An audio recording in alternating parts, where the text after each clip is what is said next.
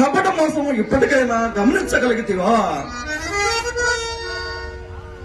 భద్ర గర్భానుల దుఃఖిసిఖితమైన శూర్పణఖ తన ఏకైక పుత్రుడు శంభుకుడి మరణవార్త విని ఉంటానే ఎత్తియు నోరియు మొత్తుకొలుచూ వచ్చి, ఆ కుమారుడు నీకేమో అపకారం అనొచ్చా రామచంద్ర, వాడి చట్టం మనం పెట్టుపడిన సొప్ప నిష్ఠూరంలాడుతూ పాపం గొల్లున విలపించుతూ వచ్చిన ఆమె నాసికా కండ మరణింపజేయక నీ అంతటి వాడు చేయదగిన కార్యమా? మతలేక గతి తప్పిన నీ ధృతములు కప్పిపుచ్చుకున్నగై ఆ మగువ నన్ను మోహించినదని, వివాహమాడ నిర్బంధించినదని, వైదేహిని నిందల మోసినదని, అమోద కల్పత నేరారోపణ చేసినంత మాత్రాన విమర్శన పరువు ఆమోదింతురుగాక. ఒక వంక మాంగళ సౌభాగ్యం కోల్పోయి మరో వంక కడుపు గాలి గోడు గోడన విలపించుచున్న సౌకర్యక కామాంతురాయి నిన్ను వలపించా. ఇట్టి కట్టుకలను ఎవరైనా నమ్ముదురుగాక. నీవు సకల సద్గుణ రాముడవు, అపకారికి ఉపకారమునొచ్చు కరుణామయుడు కదా. ఒకవేళ నా సోదరమైన దుర్మోహమున మోహించి ఉంటే నీకు ఇది నీతి కాదని నీవు ఆమెను మందలించవలేను. లేదా బంధించి ఆమె ఏ రాజ్యంలో చెందిందో ఆ రాజ్యాధినేతనైనా నాకెరంగించి తగిన శిక్షార్మ ఏతింపవలేను. అంతే గాని నేను బడబాకి సైతం భార్య సహితుండను. నా తమ్ముని భార్య ఇచ్చటం లేదు. నిన్నతడు కన్నయ్య మాటను రాయిటు అని నమ్మించి ఆమె వీపుపై ఈ రక్కసి ముక్కోచవులు చెప్పుమని నీ తమ్ముని చెందకండి. అతనిచే ఆమె ముక్క చెవులు కోయించుట ధర్మవర్తనయా? ఈ సందేశము ఏ కళాంతరంలో కాక ನಮ್ಮ వంశ సంచరిత నాకు సహోదరిని, ఒక ధీమంతునికి అర్ధాంగిని, మాకు సహోదరునికి మాతృదేవత అయిన ఒక ఆడుదాని వీపుపై రాయుటకు మించిన శౌర్యము ధైర్యము మరేమైనా ఉండుగా? ఇంతటి హీనకృత్యం వచ్చిన వాడు ఇంతకు ముందు ఉండిరా, ఇక ముందు ఉండుగా? ఏమీ తెలిగిన వాడే ఇటు పాపకృత్యము సమానులు కాడే. అలాంటిది న్యాయపాలన ధర్మమైన నీవే అధర్ముడు వై అకారణంగా ఒక సీతను స్త్రీ ముక్కు చెవులు కోయించి ఇచ్చిన మీరు శిక్షార్హుడు ఎట్లు కాకుండా తన సహోదరిని ఫలాభము కల్లారా చూచియు పగ సాధించలేని ప్రభోహీనుడు దశకంఠుడని ఈ లోకము నిత్యముల తత్వలనని పరిహసింపకుండా అని ఊరుకుందునా? అందులకే నీ సతిని నీకు దూరం మరచిన క్షణ జంతోపజేక భార్య ప్రయోగ క్లేశ భారమాగాని నీచే వికలాంగి అయిన స్వర్పునకు చెందు బాధ వేద నీకు బోధపడునని సీతాపహరణము కావించుతని. అంతేగాని లంకేశుడు కామాంధుడై సీతను అపహరించానని మీ వారందరిచే దుష్ప్రచారం చేయించుట నీచత్వము కాదా?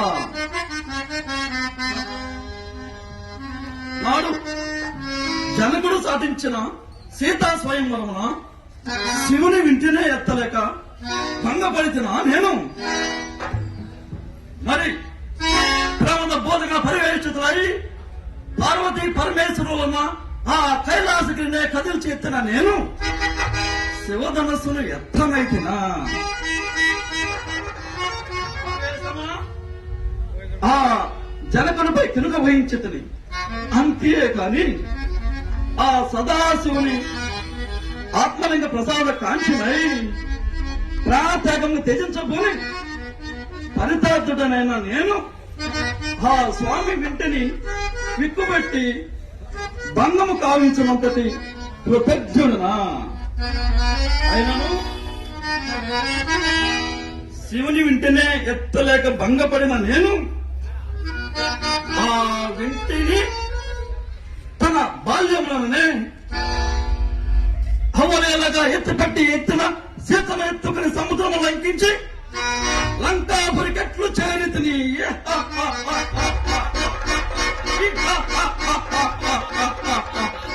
హనుమనుకది అర్థమగునా అంతటి విచక్షణ జ్ఞానం ఉండునా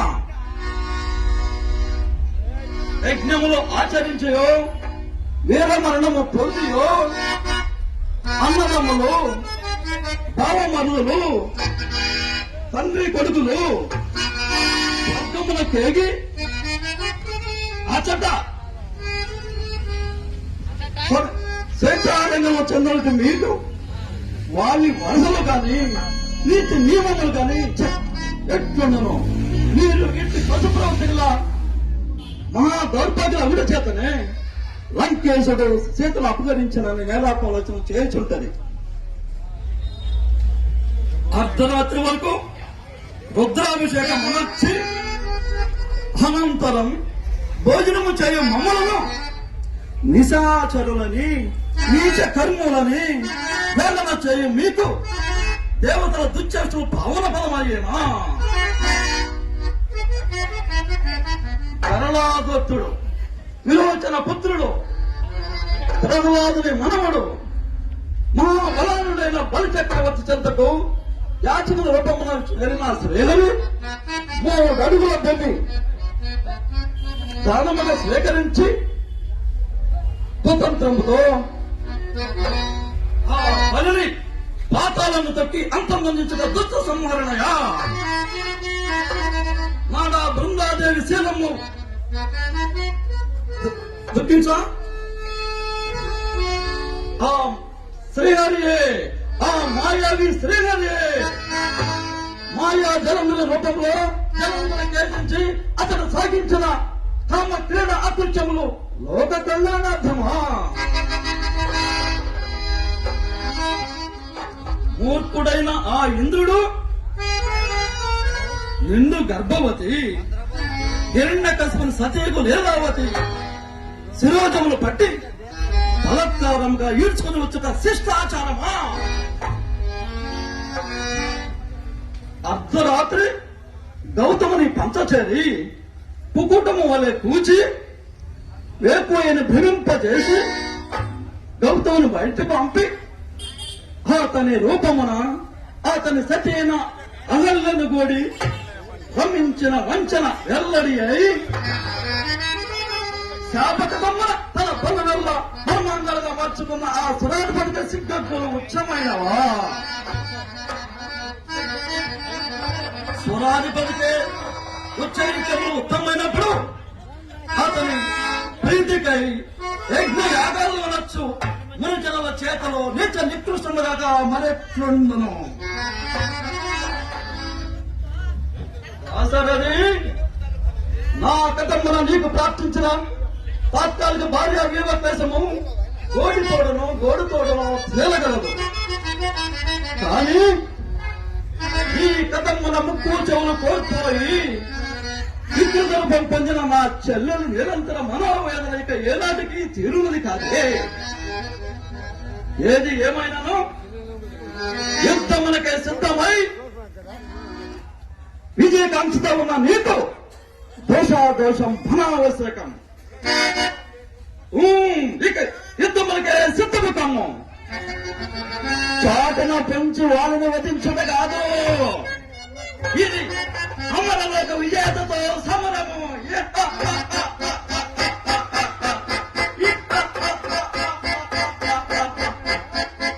అమరలోక విజేతతో సమరము. స్వపరిబలము లేకుండానే సమరములకు సిద్ధమైన నీవు అంత్యకాలము ఆసన్నమైనది.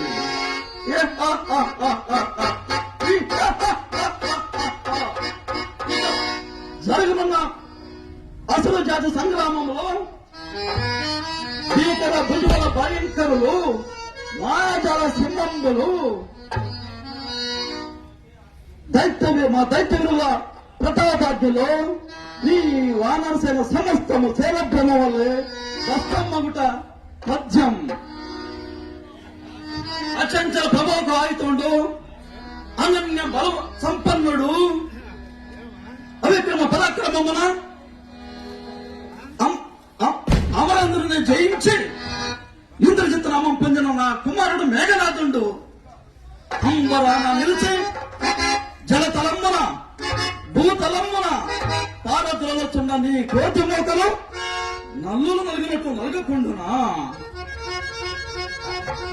మధ్యమదేవ సంధ్యమ దౌర్బలుండు మా సహోదరుడు కుంభకర్ణుడు ఈ కవిసేనల మొత్తముల గత్తరముల తత్తరమంతుల పారదోషములుగా నీవు నీ తమ్ముడు ప్రాణార్పణ చేయటయో పాదాక్రాంతి రఘుడియో కాక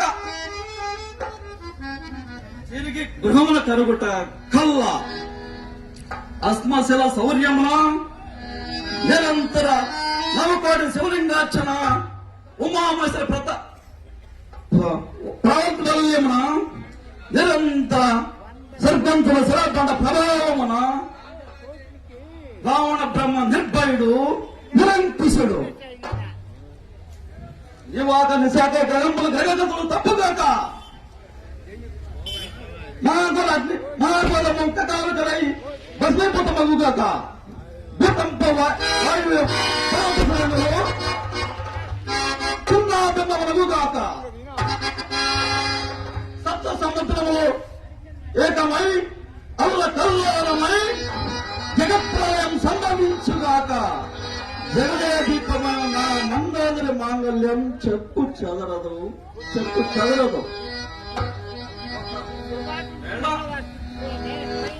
స్వాభిమానం వీడి శత్రుపక్షం వహించిన మాతృద్రోహి విభీషణ హతకుని కతంబన నాకు మరణమే సంభవించిన అది నా మహోన్నత యశస్సుకు మహోన్నత మనస్సునే గాని నా జీవితంలో ఎటువంటి కలంకం కానే కాదు. ఇక ప్రారంభించనున్నా రామ రావణ రాణరంగ యథక్ష వీరభద్రగా యథావిధిగా జరగవలసిందే. అసంఖ్యాక వానరగండ రక్త ప్రవాహమున ఈ లంకాస్తరి సుస్థాపన కావలసిందే. యుద్ధ వీరులారా యుద్ధములకు సిద్ధమై రోగింపుడు యుద్ధ మేరి యుద్ధములకు సిద్ధమై